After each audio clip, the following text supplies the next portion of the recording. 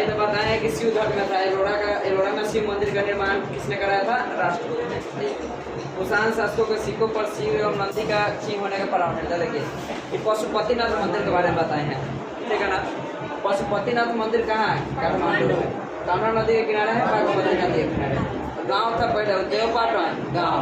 इसमें केवल हिंदू को जाना अलाउ है। इस मंदिर में केवल हिंदू को जाना अलाउ, ठीक है ना। और यहाँ नेपाल का विरासत माना जाता है। नेपाल में हिंदू धर्म का उद्भव का केंद्र माना जाता है किसको? पशुपतिनाथ मंदिर को। 1979 ईस्वी में देखिए विश्व विरासत सूची हुआ था यूनेस्को में। इसको शामिल कब किया गया था? 1979 में, ठीक है। इस मंदिर का निर्माण नेपाल के पैगोंडा से नेपाली पैगोंडा शैली में हुआ है। कौन शैली में? नेपाली पैगोंडा शैली में। पहले के सब मंदिर का निर्माण अलग अलग शैली में हुआ है। देखिएगा ना मंदिर का बनावट कैसा कैसा रहता है। लेकिन इंडिया का मंदिर अलग है, तमिल में जाइएगा तो वहाँ का मंदिर अलग रहता है, केरल का मंदिर अलग डिजाइन में रहता ना है। तो सबका अपना अपना शैली है। चलिए यानी वैष्णव धर्म के बारे में जानकारी लेंगे। कौन धर्म? वैष्णव धर्म। कौन सा धर्म? वैष्णव। जैसे कि आप लोग जान रहे हैं कि वैष्णव धर्म उपनिषद का जानकारी कहाँ से मिलता है? उपनिषद से। वैष्णव धर्म की जानकारी कहाँ से मिलता है? उपनिषद से। वैष्णव धर्म की जानकारी कहाँ से मिलता है? उपनिषद से। वैष्णव धर्म की जानकारी कहाँ से मिलेगा? उपनिषद से। इसमें नारायण की पूजा होती है, यानी नारायण माने विष्णु। नारायण की पूजा क्या कहलाते हैं? पंचरात्र कहलाते हैं। इसका विकास भगवत धर्म से हुआ है। पूछेगा आपको वैष्णव धर्म का विकास कहाँ से हुआ है? इस धर्म का वैष्णव धर्म का प्रवर्तक कौन है? देवकी पुत्र कृष्ण। देवकी पुत्र कृष्ण। विष्णु के अनेक रूपों के अवतार की जानकारी, माने विष्णु ने अनेक अवतार लिया था। विष्णु ने अनेक अवतार लिया था, इसका जानकारी हमको मत्स्य पुराण से मिलता है। पुराण की संख्या कितनी है? 18। पुराण की संख्या कितनी है? 18।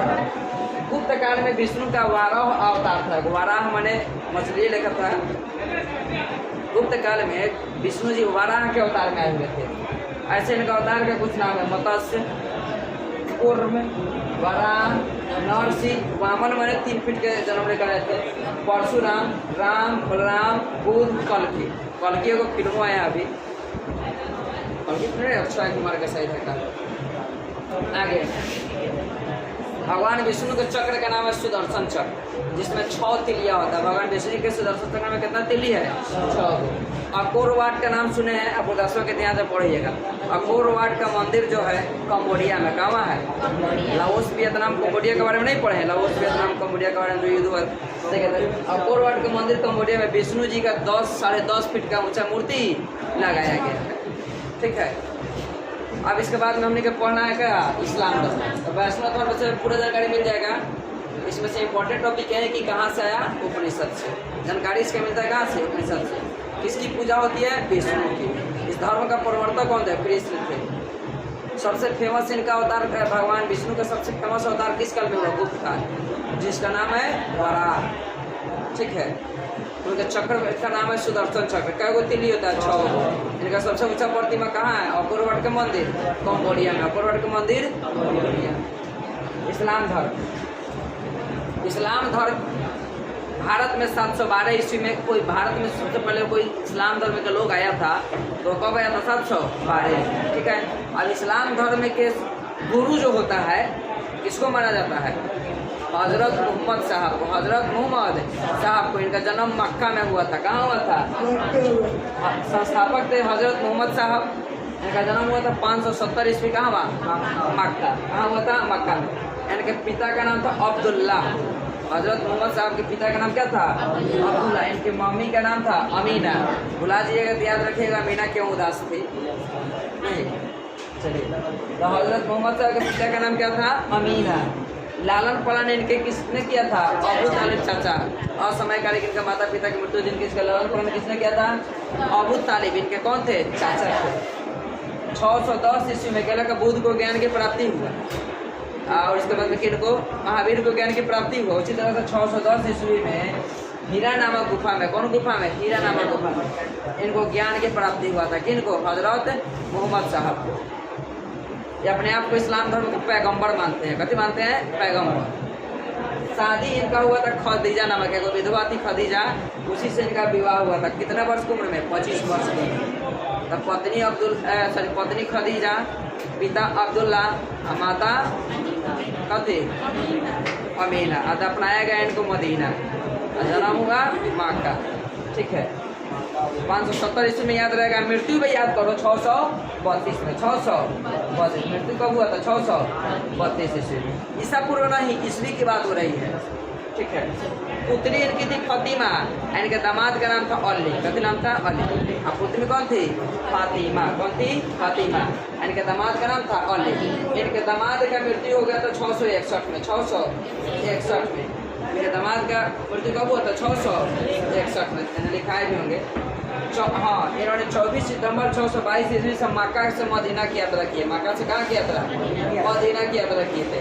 उसी दिन से हिजरी सनवत का शुरुआत हुआ, इस्लामी सनवत का शुरुआत हुआ। कब? 24 सितंबर 622 ईस्वी से। अलग अलग सनवत है। हिंदू पंचांग अलग है। हिंदू पंचांग हमने कब से शुरू होता है? चैत, बैसाख, जेठ, आषाढ़, सावन, भादो, कुआर, कार्तिक, अगहन, पूस, माघ, फागुन। हिजरी सनवत की शुरुआत हुआ। मृत्यु उनका 8 जून 632 को कहाँ वहाँ मदीना में उनको लेकर दफनाया गया। आइए इसके बाद में थोड़ा सा जान लीजिए कुरान के बारे में।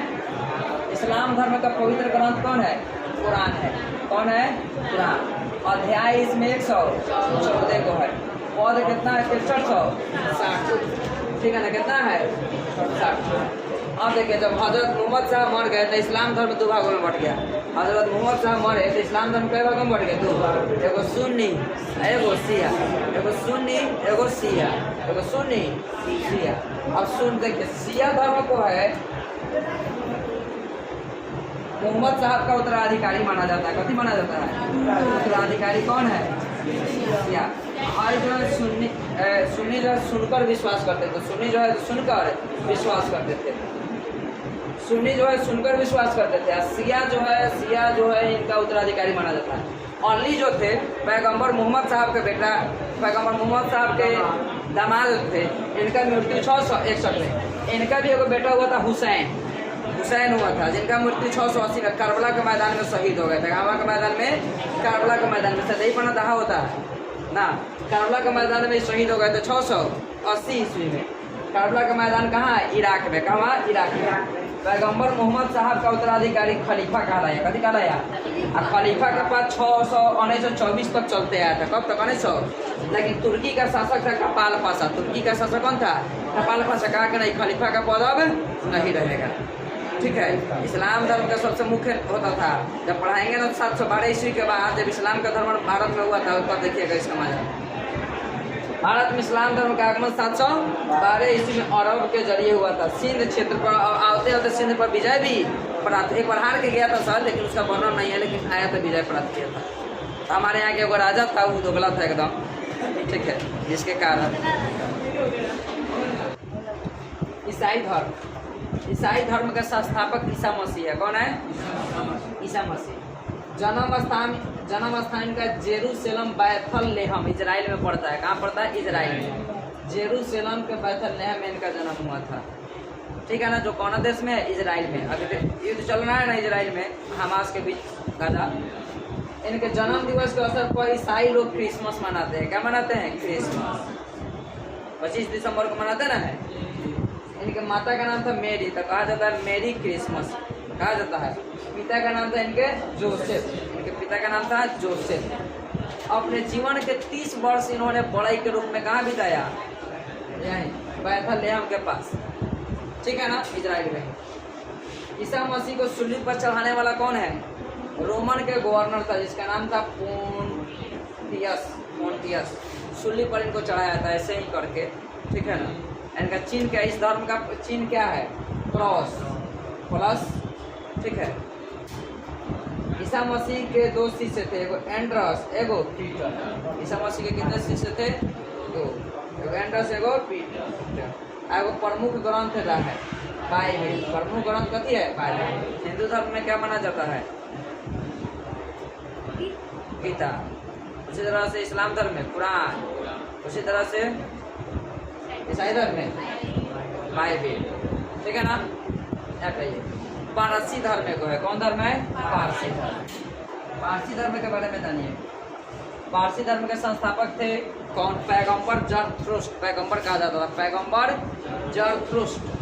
धार्मिक ग्रंथ का नाम है जेंदा अवेस्ता, ठीक है, जेंदा अवेस्ता। इसके अनुयायी एक ईश्वर जना को मानते थे, उसका नाम है अहो, कभी अहो। इनका अनुयायी किसको मानते थे? अहो। अनुयायियों को अग्नि पूजक भी कहा जाता था। इनका अनुयायी को क्या कहा जाता था? अग्नि पूजक। शिक्षा का मूल मंत्र इनका था सत्य विचार, अच्छा विचार रखो, सत्य वचन, हमेशा सच बोलो, सदकार, हमेशा अच्छा काम। तो यह था आपको ईसाई धर्म और फारसी धर्म। कल से हम लोग पढ़ेंगे वंश। कभी था, कभी पढ़ेंगे वंश। जैसे वंश पढ़ेंगे तो सबसे पहले आया था कौन वंश? हर्यंक वंश। कौन वंश? हर्यंक वंश। हर्यंक वंश के बाद में आया था शिशुनाग वंश। कौन वंश? शिशुनाग वंश, ठीक है ना। उसके बाद में आया था नंद वंश। कौन वंश? नंद वंश, ठीक है ना। उसके बाद में आया था मगध, कथी ना, मौर्य वंश, मगध करे मौर्य वंश। कौन आया था? हर्यंक वंश, ठीक है ना। इसके बाद में गोरिन आया था शुंग वंश। कौन वंश? ठीक है, शुंग वंश। इसके बाद में आया था सातवाहन वंश। कौन वंश? सातवाहन वंश। इसके बारे में कल अब हम लोग जानेंगे। तो कल पढ़ेंगे हर्यंक वंश। हर्यंक वंश में कौन आया? पहला राजा कौन बना? बिंबिसार। बिंबिसार के बेटा कौन बना? अजात शत्रु। अजात शत्रु के बेटा उदयन। उदयन के बेटा का नाम नागदशक। 3 गोड़ा था, तो 2 गोड़ा मुंड कथी, 2 है एगो है अनिरुद्ध कार्य, ठीक है। और उदयन के 3 गो बेटा था, अनिरुद्ध, मुंड, एगो नागदशक। तो अनिरुद्ध और मुंड ज़्यादा दिन नहीं चला, लेकिन नागदशक का शासन चला था 445 से शायद 412 ईस्वी तक, ठीक है। सबका काल क्रम भी जानेंगे कल। इसको हम लोग पढ़ेंगे हर्यंक वंश, ठीक है। सब कुछ पढ़ा देंगे, सब याद है।